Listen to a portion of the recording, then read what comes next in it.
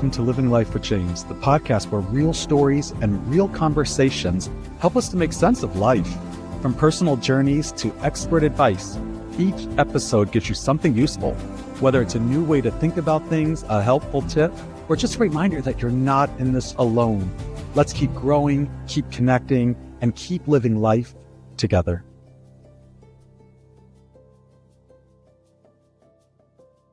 Today on Living Life with James, we got the one and only Sebastian Bails here. He's a viral social media creator, YouTube star who's been bold, hilarious, and honest. Now he's stepping into the spotlight on Ease Botched Presents Plastic Surgery Rewind. So trust me, you've never heard his journey before like this. So stick around because you're not going to want to miss what Sebastian has to say. Please help me welcome Sebastian. Hi, everybody. I'm so excited to be here. And thank you for the amazing intro. I really appreciate it. I feel like you really hit like every dynamic of who I am as a person in like 20 seconds. So that was awesome. Oh, I'm so glad. Well, listen, speaking of 20 seconds, I want to know if someone has 30 seconds to really get to know Sebastian, what would you want them to walk away saying? That he's authentic, genuine, kind, and at the end of the day, someone who is there for others, because that's like the biggest thing. I'm a huge people pleaser, and sometimes that kind of hurts me and stabs me in the back, but that's pretty much what I would love for people to get from me. Listen, you've shared your story. I would love for you to kind of get a little bit into the background of who you are and your most recent journey. Yeah, so I'll just give a quick little background because I could go on and on about my life and my journey, as everyone can. But I grew up in a small town in Ventura County. It's a small little beach town. And growing up, I was an outcast, trying to figure out who I am and, my identity. Growing up, not knowing if I'm really gay or if I'm bi or whatever. So I just didn't really fully fit in. And that left me kind of like isolated and not with a lot of friends. I was an only child. So that made me look into social media and why I started posting, and it kind of snowballed from there. And I kept going on with my career at a very, very young age. I basically was on my own living in LA at like 17 years old. And here I am today on this podcast and with my whole journey on Ease Rewind. So it's been a crazy like decade, I must say. 17 years old, Sebastian, what made you say, I'm going to start being a social media influencer. I'm going to create content. What was that moment for you that made you gravitate toward all this? I think me being lonely and not having any siblings or many friends, I watched YouTube. YouTube was a big platform at the time in the early, I would say 2000s, like 2008 is when it really hit hard. And I watched creators like Shane Dawson, and I was a huge, big fan of comedy content creators. And so I ended up growing up on that instead of most kids watching, I guess, maybe cartoons and TVs back in the day. I grew up on YouTube, and that's kind of where I was like, that is exactly who I want to be. I want to make people laugh. I want to entertain people, and I want to be my own boss in a sense. So I started creating videos on the app Musical.ly. It's now TikTok, as ByteDance, the Chinese platform, or I guess tech company, bought out the platform. I was the first ever like comedy content creator on Musical.ly. It was known as a lip syncing app where people would take audios from various songs and kind of do this slow motion, hand motion thing. It was a whole big thing back in the day. It's so weird looking back at it. But I created like green screen, highly edited comedy content on there. And I think that's what made me stand out and outside of the box. And I blew up on the platform overnight. It was like within a week, I had 100,000 followers. So insane. Sebastian, yeah, I mean, you were part of the groundbreaking. I mean, you really paved the way. You said when you were younger, my kids who are in their early teens are still on YouTube. So it's there. And I really appreciate seeing where you were. But what I'm excited about and what I can't wait to get into today is where you're going. Especially seeing what you did, how you've been a part of this journey and groundbreaking moments on social media. But now, after being on Plastic Surgery Rewind, telling your story, where are we going with things? And I can't see what's next for you. Yeah, absolutely. I'm honestly super excited for my journey because you know, being so vulnerable in front of the world is definitely not easy. People think like, oh, people forget that whoever person you look up to or you're looking online or on TV, there's still a heart and a human being behind that soul. So me being able to just share my journey was very nerve-wracking, and I really didn't expect myself to be so open. Like, I have always been so open about everything, but that was my biggest, darkest secret that I didn't share with the world. A lot of my audience was like, what's going on? Did he die? Like, I mean, people thought I fell off the face of the earth. So it was just an insane thing for me to like actually finally open up, and it's now led me to finally move on and close a chapter. And I have so many big things happening in my career, as far as not even just entertainment, but like real estate. And a lot of people don't really understand that I have a whole professional side that I've kind of created behind the scenes and behind all the cameras that the world doesn't know about. And I'm so excited to like hopefully share that with the world in my social media in the near future. So lots of changes. Sky's the limit for you. I'm seeing and hearing a level of confidence for you now. I'm curious, what did, rock bottom really look like for you as you were going through this journey? I guess, how did you start to rise out of it? Mm-hmm. A lot of people throw around the term rock bottom, and that, like, as you said, what does that mean for you? It has so many different meanings for everybody.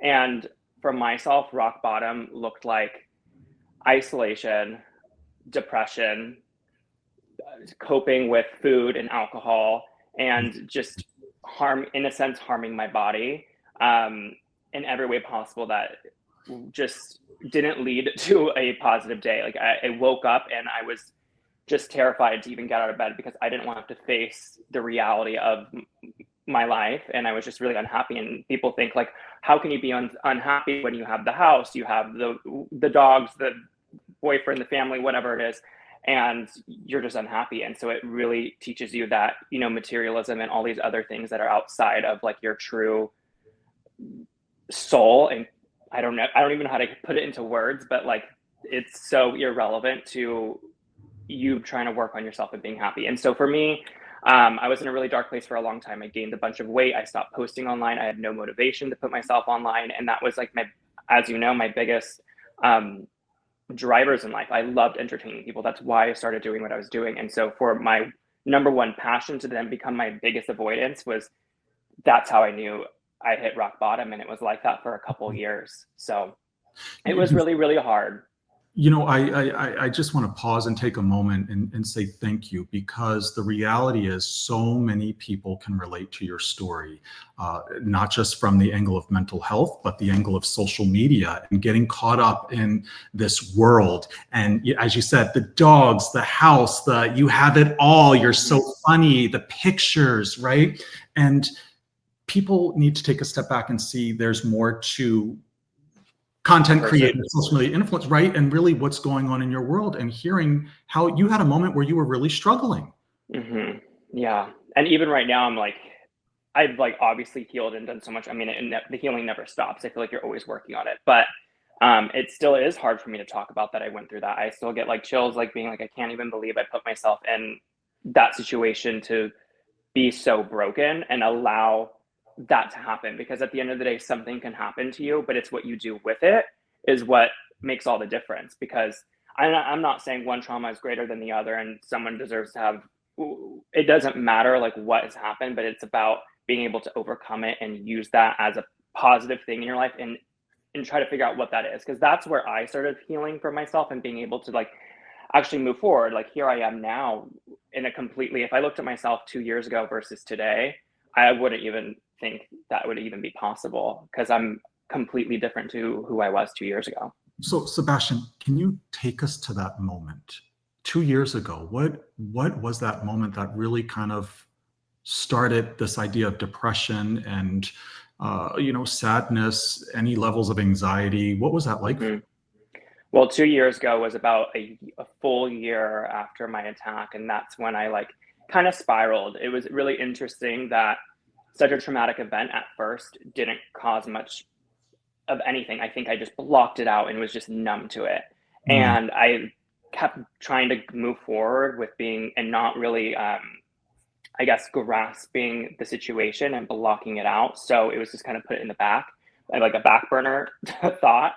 And throughout that first year, I started, overindulging in anything that gave me pleasure to just block out the pain that I'm suffering within. So that was, overeating, that was drinking a ton. And I'm not even meaning like having fun with your girls and like going out dancing. This is like fully just eating and blacking out by myself in my house to deal with the trauma. Sebastian, quick rewind, because people that may not have seen the show or know completely about your story, people that are listening to this now, please describe this attack. Please describe what happened to you. Yeah, so it's really hard to actually remember it completely in full because, as you know, I was drugged in my attack, so the memories are kind of what you remember. Yeah. So basically, it was pretty much my birthday, and I did share the story on the show. But essentially, it was my birthday, and my best friend at the time ended up not being able to make it, and along with all the other friends, kind of flocked along with that individual. And so I was left alone on my birthday. And birthdays for me at the time were so special. They still are special, but I think I've learned to realize that your self-worth isn't about a birthday. And for whatever reason, when I was really young, I just thought, if you don't get a happy birthday from this person, or they're not there celebrating with you, then they don't love you. And that's like what I interpreted with birthdays. It was actually kind of became a trauma thing. And my birthday is actually tomorrow, but now I have a better idea of like, sense of self-worth is not based on that's called growth. That's growth. Yeah, growth. Exactly. Yeah. And so I was alone on my birthday. And with that, I was like, I want to have a good time. Like, I'm going to have the best time ever. I don't need them around me. I'm trying to like, live my best life. And so I went down to like a day club all alone. Bad idea. I already was drinking before. It was my birthday. It wasn't like I was like drunk like at 9 a.m., but I like did have like a cocktail or two earlier. So then by the time I got to the club, I was already a little like tipsy. And then I went to the bar. I like, didn't really know anybody because I wasn't with anybody. And then you know how people are, they're very like talkative, like, hey, you're alone, like, oh my gosh. And then I was like telling them it's my birthday, blah, blah, blah. I told this group of people my whole story. And I was like live streaming at the time too, because like I was alone. So in order to like make myself feel comfortable, I was like drinking and live streaming. And they were obviously, people were intrigued by what I was doing, and people started buying me drinks, and it was like cool. I was like, okay, fun, this is cool. Someone else is picking up the tab, like I'm living for this. And then one thing led to another. I started inviting these strangers into my hotel room of where I was. They saw, the unit that I was in, maybe the bags that I have, whatever it was. But I don't really think it was necessarily like a robbery in the sense of like they were after me for materialistic things. It then, as I've self-discovered and really thought about everything, it really truly was like a hate crime. Like I think at the time I also was still struggling with my self-identity at that time too. But it's no secret that I'm gay. So, I mean, it's not hard to like be like, is he gay or not? Like people know. I know that was a big thing with like the whole lavender marriage situation, but it's a whole other topic. That's also the topic. But anywho, long story short, they ended up kind of luring me into a specific club that I think was, maybe they've done this before. I don't know if it's something they had planned or if this is something they do to a lot of people. I really don't know. And I was brought to a specific club, brought to a specific table with a specific bartender, and was served drinks. And very shortly after, I started feeling this sense of like suffocation, and I couldn't move. I was like numb all over my body, like my motor skills were gone, and I was like, oh, I don't feel good. And they're like, oh yeah, we'll take you back. And then they're basically, I don't really remember exactly, but I remember like them like carrying me out and like telling the people that, he's fine, we're just gonna take him to his hotel room. Long story short, I was actually dragged underneath the tunnels of Vegas. I don't know if people are very aware of how dangerous that is down there. But it's a place where a lot of people actually run from, the police and stuff to not get caught, because it's a place where the police don't go. And so it's a place where a lot of crimes are committed to not get caught. There's no cameras over there. Basically what goes down there, and most people don't even come back out. So I was beaten, I was attacked, I was robbed. They stripped me down of basically everything. I remember fighting back like so hard with any adrenaline that I had. Again, my motor skills were so like depleted, like I couldn't really function, and it's also so blurry. I mean, I can't even imagine. I'm just hearing you almost robotically tell the story because I'm sure you've shared it so many times. I can feel the trauma. I can't even imagine the physical piece. How is this for you, like telling the story now, Sebastian? I think now it's not that I'm numb to it. I just think I've come to terms with the situation, and I just know that I'm a firm believer everything happens for a reason. Yeah. And I know that's super cliche, but I truly believe that, not that I deserve this, and I don't want to have a victim mentality or anything like that. I just truly am a survivor, and I'm just grateful to be able to survive and share and bring awareness about the dangers of not only just bad people in the world and what can go wrong and how sad it is that there's so much hate in the world, but the awareness of social media. I don't know if me live streaming led into, because I think people were stalking me. I was posting everything of every moment that I was doing. So that makes me think, what if these strangers that came up to me actually already knew exactly who I was? They really did. They tried to play dumb and play this game with me. And I think they were watching me beforehand. And I've heard from other people that are high up in Vegas, like security people that work with really big celebrities, that this is a common thing that they do with just not even high profile people, but just anybody that they think they can target. And that's usually people with followers or money, power, even political figures. It's a big thing that happens in Vegas, and it's really insane. As you're saying all this, I mean, I can't imagine. It's what you went through wasn't just physical pain. Yeah, I'm hearing from the beating, the dragging you. It's about being attacked at your core, right? It's it being violated. And then, as I was saying, you're telling the details and where you are now. You know what stands out for me? I think this is the difference of kind of where healing maybe looks different. And so for you, the biggest thing that stands out is you are reclaiming your voice. You're reclaiming your identity. You're reminding yourself that you're not defined by this hate that you experienced, right? You're just recreating your story, and I respect that. It looks so much different for you at this point. Yes, it truly does. And it's just so crazy to me that I'm able to like talk about this, because again, 3 years ago when this happened, I blocked it out, would not talk about it. I act like nothing happened. And then that led into a dark place. And so now I'm just so glad that I'm able to help others and share my story, because I've been getting flooded with so many messages of so many others, unfortunately, that have gone through maybe not exactly, but maybe something similar, or even just traumatic events. And it's so shocking to me that there's so many people. You're saying, look, someone even in my situation, right? This is something that anyone can go through, and you're bringing it to the table and creating a level of awareness that's so commendable. And if it could happen to me, it can happen to anybody. I think that's where people forget, and that's where I'm like so, I guess, such an advocate about social media safety. I don't care if you have 1,000 followers or you have 300 million. Like, you don't know who's exactly watching you, and you got to be so careful. Sebastian, what's one tool or something that you may have practiced that may have even surprised you, something that has really worked for you going along this journey to help you kind of just feel like you're in a different space? Yeah. For me, it's been grounding. And I know like people probably say that all the time, but like just being in nature, having your feet to grass and dirt and feeling one with the earth is actually so therapeutic for myself.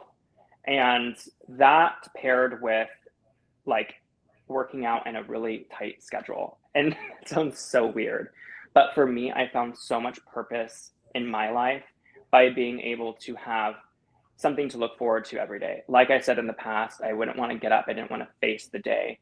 But when I have a set schedule of like, I'm going to be going to the grocery store, I'm going to be cooking at this time with my significant other and have a wonderful meal, and then go to bed at this time. And then I have a reason to wake up to go to the gym at like 5 a.m. That for me has really helped me. You hit the nail on the head. This is relatable for many people. It's practical, but we're talking about the idea of purpose. What do I want to look forward to? And for you, I'm hearing, through movement, this concept of grounding. If you don't know it, look it up, people. There's something really powerful about it that brings you back. It brings you into your senses, right? It helps us emotionally regulate. So you've done the things to really help you not only heal, but take you to the next level. Yeah, absolutely. And being online for as long as I can remember, I've been so attached to screens and Mm. technology. So that's why grounding for me is so important. And I actually I wish I could sometimes be in a world where I'm like, there's no technology. I feel today in this age, there's so much technology everywhere, and it's like you can't escape. So that's why grounding for me is so important. Sebastian, this is the one tip and tool that we're all going to take away, because I can't tell you how many generations, from my generation to my children, the reality is being caught up on screens. It's something we can all relate to. So how do we deal with it? Balance. And how do we balance? Thank you for saying grounding. Yeah. Amongst Absolutely. other things. Listen, I always say healing is just, it's not a solo thing. There's usually people that are a part of it. So I want to know, as you were going through this whole process of healing, as you're still going through the process of healing, who has been maybe the most important person, the biggest connection or support for you in this journey? 100% my boyfriend, Dylan.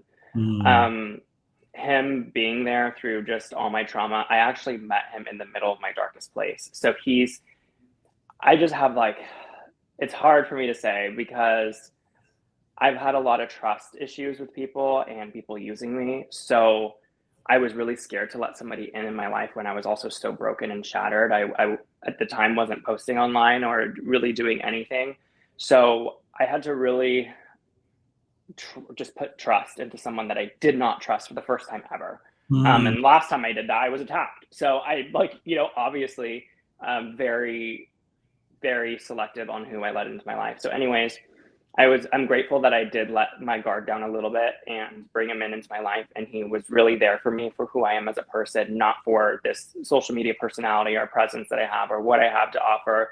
He truly cared about me and my heart and my soul and me as just a person, and not as like the online Sebastian Bails. And he actually didn't even know who I was before.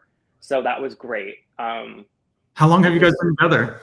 We've been now together for literally like 3 years. Oh, So I met him like shortly after everything. So it sounds like we all need a Dylan. He sounds like an amazing man. yeah, he is. He's been great. And he's really helped me fully come to terms with my sexual identity. And that was something I was struggling with for a long time. And yeah, so I'm just so grateful for him. And he's been everything and more that I've needed in my life. And he still helps me to this day. I help him. We both like work together. It's not like he's just helping me. And It's a it's like partnership. it's a partnership. It's a mutually beneficial relationship. So, yeah, definitely Dylan. Cheers to Dylan, and I mean, a long-term relationship for you. Yeah, the longest relationship I've had so far. So I want to get into this whole TV show that you did, and I'm wondering, on Plastic Surgery Rewind, what was it like working with Dr. Dubrow or Dr. Spirit? And any advice or moments that really stuck out for you? yeah, so I was kind of starstruck when I met Dr. Dubrow because I've been watching Botch for years. Yeah, I probably would be too. Or Housewives of Orange County. That's my number one fan. I love BH, and Salt Lake City. I mean, I love all of them. But Orange County is just obviously the OG. So I've been watching all of that like for years. So I just could not believe that here I am in his office and working with him on this amazing project. It was pretty surreal. And Dr. Spirit was a wonderful, like an amazing experience. She was extremely helpful. And just at the end of the day, they were both so genuine and authentic. And considering that they have such a professional career and so much going on in their life, from working with patients to also being on reality TV, and their own personal lives, they were able to balance everything so amazing and really have that one-on-one true authentic experience with you. It didn't feel rushed. It didn't feel like they weren't listening. Like they were in the moment and living in the moment with you. And that's what I really cared about when I was working with them. And it was just an honor to be with them. It really highlights the importance of the internal and the external work, right? You can't just do one. They need to be combined. And it sounds like they were able to kind of just help facilitate that and help you along the journey. I'm wondering, what was maybe like an aha moment that stuck with you or that you left there with? I think for me, to be honest, I really didn't have like an aha moment. I think it was just the whole journey as a whole, that when I looked back on it, it made me feel just so warm and fuzzy that I was able to facilitate such a positive message. Yeah. And I was very grateful for that, because a lot of times on these reality TV shows, they kind of maybe don't let you say what you want to say, or they kind of maybe kind of make you pivot in a certain way. And there was actually none of that. It felt really genuine and authentic. It was natural. It was organic. It didn't feel overly produced. Yes, absolutely. What would you say? Did you experience any connections? I did. Well, it's really interesting because you don't see it too much on the show. But Aubrey and I had a really strong connection. We still chat all the time. We FaceTime all the time. She doesn't like to admit this, but she's probably gonna hate me for this, but she's literally from where I live now. I live in Palm Springs. Okay. I moved here a couple years ago, and anyway, she's literally grew up over here. So it's funny because when I run into all the stores, they're like, "Oh, I saw you on the show." Like Aubrey, I went to school with Aubrey. Oh, that's so funny. She seems like a great person, full of life and energy. She's so fun, and we've just had such a great connection. And I think she's actually performing on my birthday tomorrow, and I'm going to probably see her there. So I had a really big connection with her. That sounds amazing. Give her a shout out from me. I was talking, I think one of the biggest things, so it's good to hear you say this, because I can relate to doing these shows. I feel like for me, at least on my journey, connection is really important. And I heard the same thing, same messages from Alan and who he connected with. I know when I was on a reality TV show, one of my closest friends now, I was able to connect with. So it's nice to hear you say that you and Aubrey had a good connection, and hopefully you guys will continue that. Yeah, absolutely. Everyone wants to know, kind of this whole idea is how real, right, is reality TV. Did you ever feel that kind of your story was maybe reshaped for the cameras? Did you feel any inauthenticity? What was this idea of reality TV like for you? Yeah, stepping into it, I was extremely nervous. I was not really sure. I've heard mixed things from all over. I have friends that have been on different shows, and you really have to understand that every show has a different, director, producer, all the people behind it, and the crew is what really, and the network is what makes the show the way it is. No. And so I can't speak on other reality shows, and I can speak on our show. However, I must say that it was really true, and it felt very genuine. I never was like told to say a certain thing, or to do this, or to change your story, or to manipulate whatever it is. It really felt, I was really just able to share my story. They just said, just whatever you feel comfortable sharing. We're so thankful for whatever you feel comfortable. We're not going to force anything out of you, in a sense. So you got a good team, a good production crew, people that were really supportive, and it shows as you're watching it. The only thing I would say though is there's obviously so much that gets cut out. Like there are so many days that just didn't even make it to the cut, but that's like the only thing. That's not really a negative thing. It just really comes down to like what makes it in and what follows along with the storyline. So I hear you completely. You put all of these hours into doing it, and it's all kind of in seconds or even in minutes, and you're like, wait, what happened to this stuff? Or you're like, how did that 3-hour interview only turn to one sentence? Right. I totally get it, the behind the scenes, and not many people realize that. They only see the small parts. And I'm wondering, what's one thing that maybe the cameras didn't capture about who you really are, or maybe a scene or something from the show that you wish was still in there, that was on TV? Yeah, I kind of briefly talked about my professional career. I was very passionate about that, and I was really excited to share that with the world, because I have not been open about that. And so I felt like I didn't really get to express that or have that captured on the show. So I was a little disappointed on that part, but I get it. Well, listen, tell us now, how the hell did Sebastian go from the world that you were in to now a realtor, being in realty?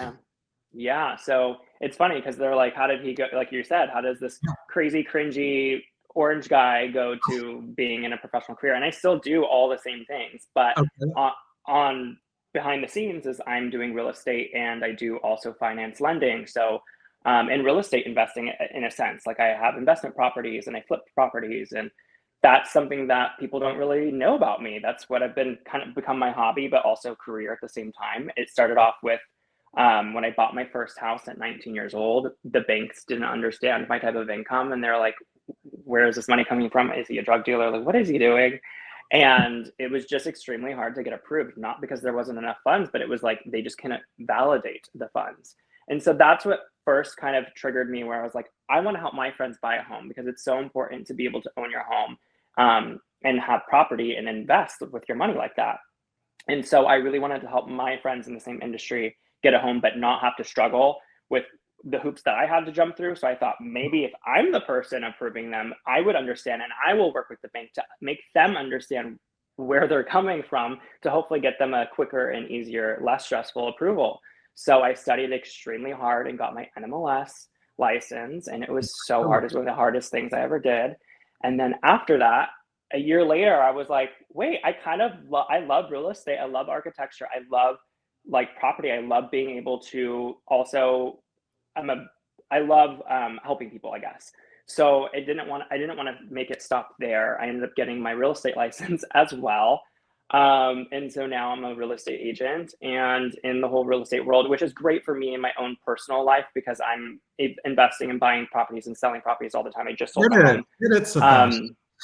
So like with that, it just goes hand in hand and it just worked out in that sense. And I can't wait to continue pursuing that and helping more people. Well, you know what I hear from that, besides being your own, you're a businessman, entrepreneur, and you're creating these businesses, which sounds absolutely fabulous. And there's a whole other side to you than what meets the eye or what people are seeing on social media. But you have an amazing heart. Your heart is in it for the right reasons. And that to me stands out more than anything. Thank you. You have a big part of your world is humor and being funny. And I'm just, was there any funny or maybe shocking behind the scenes while you were filming, or even something in your regular everyday life that fans or people listening would like to hear about? Yeah, I mean, I don't have any thing funny because honestly on set, it was I say set because it's really not even a set, it's reality TV. Like just with the cameras, it was such a real raw moment. It was most days were actually pretty hard. So I can't say funny moments for me, but I can say a shocking story, which is really crazy. And a lot of people don't know about this about the show is in the latest episode where I kind of come back from my reveal. Watching that back was really hard for me because I was like, oh my gosh, what the heck? I don't even look like that anymore. Because what ended up happening is the day I was supposed to originally have my surgery, I injured my back the week before. And I was bedridden. I could not walk. I accidentally slipped and fell. And I was so traumatized that I was going to be paralyzed from the waist down because my great grandmother, she was paralyzed at the age of 30 from a car accident and a back injury. So I got really worried that I was going to end up like my grandmother. And it was the most extreme nerve pain you could ever imagine. I mean, I could turn my neck just like the slightest inch and it was like being electrocuted throughout my whole body from the spine down. It was just so painful. I slipped and I fell on the counter, like the granite countertop corner. There was water because I had marble floors in my old house. I literally just sold that house. I'm so glad. Don't ever get marble floors. It looks beautiful, but it's so dangerous. Yes. So there was an ice cube that must have melted and I slipped on it. And the corner of the countertop stabbed me at a centimeter away from my spine. So I almost could have became paralyzed, but it didn't impact the spine as bad as if it was just on the side. So it impacted it's the sciatica nerve right there at the top where it connects with the lower part of the vertebrae. I mean, ironically, we're sitting here talking about the trauma that you went through. I know, a whole other trauma. This is a whole other level of trauma and really almost taking yourself out. Yeah, it was really, really scary. And so obviously we have a 300-person crew. And it's not an easy task to just reschedule everything. And I don't expect them to do so. So I had to push my surgery a month later. I ended up finally getting clearance to have surgery, but unfortunately it cut it to 10 days before the reveal. And so I was extremely swollen. Again, I wasn't moving my body at all for an entire month before. Wait, what surgery? What did you do? Oh, I ended up having a rhinoplasty on my nose for the show. And I already had it scheduled. No, sorry, you scared me because I started thinking, the slip and fall on the countertop. I'm like, oh my God, did something bigger happen to you? Now we're needing back surgery. Sorry, no, I didn't explain that properly. I ended up healing up. It was fine. It was just some nerve damage. The nerve basically got cut. It didn't get completely snapped in half. It was just damaged. My hand motions. I talk a lot with my hands, so I apologize. I love it. But basically it was like a week, or not even a week, like 3 weeks of being bedridden. And then by the fourth week, I was like much better. It took me really 6 months to fully heal, but I was able to like at least move by 3 weeks. And I was just eating, not moving. And so I literally probably gained 10 pounds in that month, maybe 5 to 10 pounds. I don't even know. So on top of weight gain, there was inflammation, there was all these other competing factors. So when I had my reveal, I was like, what the heck? That does not look like me. I was so swollen. I was so puffy. I mean, it is what it is. I just really wish, though, I was able to do like a reveal now, because I'm like, again, I've lost 50 pounds since You filming. look so much different. First of all, you're fabulous in both scenes, right? From even coming off, but to hear, you know, the behind the scenes, right? Not just surgery, but what happened to your back and having to be bedridden. And that's the real stuff. That's the stuff that, I mean, real life that people need to hear, you know? So I appreciate that. Yes, I appreciate how fabulous and gorgeous you are now. But the reality, what people really can understand is saying, I was laid up in bed and I had inflamed body parts and I really couldn't do anything and I ate. Yeah. And luckily I was able to walk the runway, but like, whew, I was like, I don't look like that. To me, that's so much more.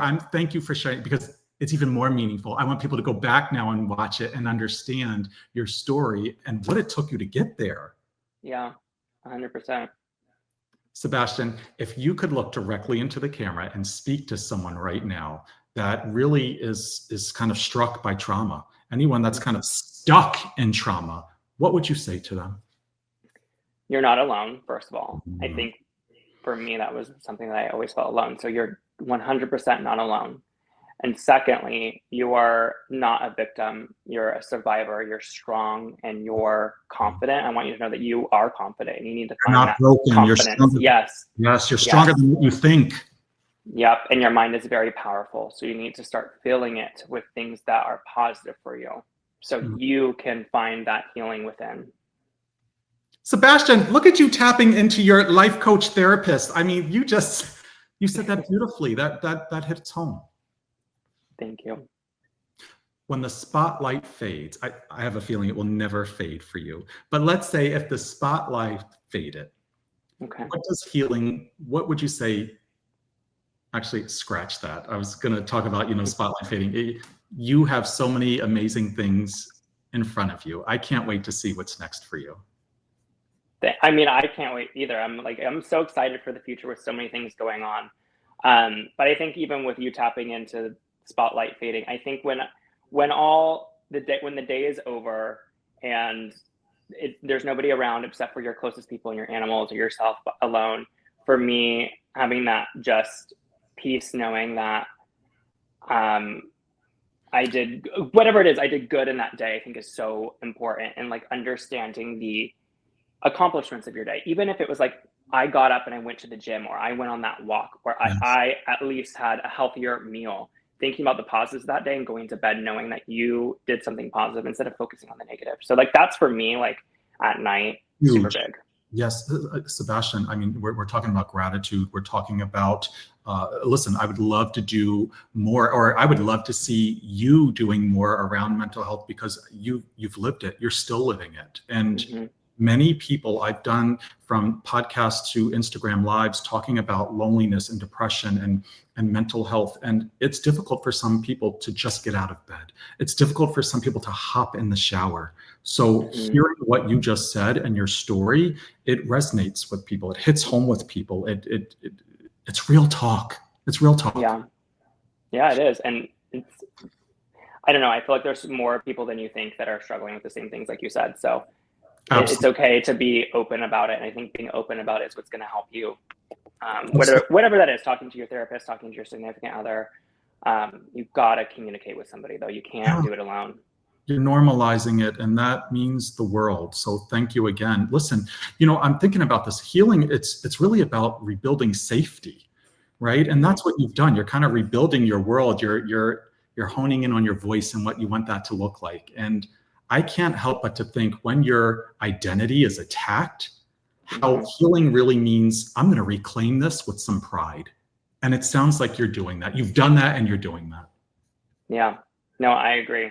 And it's a great thing I've been able to do that, because not sometimes, what if I didn't? There was a moment there where I didn't think I would be able to be where I am standing. So cheers to you. I always wrap up, and I would love to ask some questions, and first thing that kind of comes to your mind, but I usually ask for a tip or a tool that you would recommend from your own life experience that may be able to change someone else's mental health.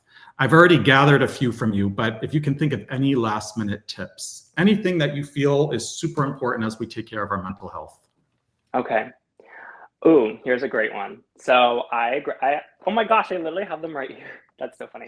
Okay, so I have these expo markers, and I write like affirmations or things of gratitude on my mirror, and I remind myself of those things so I can feel like the moment I wake up and brush my teeth, it's the first thing that I look at. So then I can feel, that's how I can start my day. Sebastian, I love that. I'm going to take it a little step further. I work with many people that do the same thing, and I think they're brilliant. I always say we have to make sure our beliefs are aligned. So it's nice to write with the marker, the lipstick on the mirror, but we have to make sure our beliefs, that we feel it, that we can see it and live it, right? It's more than just writing it down. Oh yeah, because words have no meaning if you don't have the passion and the feeling behind it. So period, done. You just said it beautifully. Couple of rapid fire questions for you, Sebastian, knowing a little bit more about you. I want to know, what song makes you want to dance? Oh, this is kind of a little, it's not that new now, but I love Flowers by Miley Cyrus. I think it's a happy, like, you find the confidence within yourself, and like, I don't need anybody else. I don't know. It makes me want to dance. And not out to Miley. She has so many, but that's a good one. I like that. What brings you joy lately? My dogs. I mean, it's been a little tough. I'm going to quickly say it, but my King Charles recently just passed away. So I've just been extra loving on all the other three to make me happy. So first of all, I'm so sorry. I know there's been so much going on. It's like, when does it stop? Oh my gosh. Yeah, I mean, real talk, real life, right? I get it. I have my little fur babies and I love them, and it does something to us and the brain. And I've done many talks on it, but pet loss is a big one. And talk about healing. Yeah, that's a lifelong one. So sorry you have to go through it. And I'm sending you some love and strength. It's not easy. Switching it around a little bit. What's your favorite comfort food, or maybe a go-to snack? Definitely mac and cheese. I'm such a 5-year-old at heart. Like, I love a good mac and cheese, specifically like Panera's mac and cheese. I don't know why, but I love Panera's mac and cheese. Okay, yeah, that's a good one. Do you ever make your own mac and cheese? I do. I make one with like crumbles on top, and it's like a little crispy, and there's like some bacon bits in there. Oh, yeah. No, you're too fancy for me. Truffle. Oh my gosh. Yeah, no, listen, I got kids, and sometimes you better open that box of Velveeta shells and cheese or Kraft and make your own. Oh, I do love that too, though. What grounds you when you feel off, Sebastian? I think for me, just drinking water, it's so weird, but just drinking a gallon of water and like refreshing my body, flushing out any toxins, I think that kind of resets me and kind of gets me back to grounding. That's a good one. That's a basic one that we all get caught up in day to day, and sometimes we forget. Did you have a glass of water? Did you drink your 8 ounces, 16 ounces? Yeah. Last one, go-to book. If you were to gift somebody a book, or if not a book, a movie, something, what comes to mind? Okay, this book is such like a self-help book, but I have read it so many times and I still love it. I've been reading it since I was 15 years old, I think, and it's How to Win Friends and Influence People. It's just a great book to know, and how to treat people right and benefit yourself, and just kind of improve yourself. Say the title one more time. It's How to Win Friends and Influence People. Okay. And so it's all one title, How to Win Friends and Influence. I'm going to have to pick up a copy of that. Thank you. Oh my God. I can't believe you haven't read it. I can't believe I haven't. It's like really about just truly becoming the best person that you can be to excel in life, and saying the right things to people. Not that it's like manipulation in any sense, but it's just a good read. There's a lot of great knowledge in there. Oh my gosh, I'm going to have to read it. Maybe that's how I became an influencer. I don't know. I read that book and I started posting. So look, listen, everybody, go and grab a copy right now. This isn't a plug, but it sounds like there's a lot of good info in it. Sebastian, Thank you so much. I appreciate you taking the time. I appreciate you talking about mental health. I appreciate you keeping it real, because this is something that people can relate to. And I appreciate you giving us more depth and understanding of what you've experienced beyond the TV, beyond, just scrolling through your social media. And this is important. It normalizes, it makes it real, and this hits home. So this was special to me, and I appreciate you taking the time. It really shows the kindness, your heart, your personality, and cheers to you. Thank you. And I appreciate being here today and being able to speak on so many, just important things. So it's been great. Thank you. All the best. All right. Are we good? Yep, I'm ending recording. Give me 1 second. Want to be a guest on Living Life with James? If you got a story or a message that you feel can inspire or help others, message me through my website or DM me on Instagram. I'd love to connect.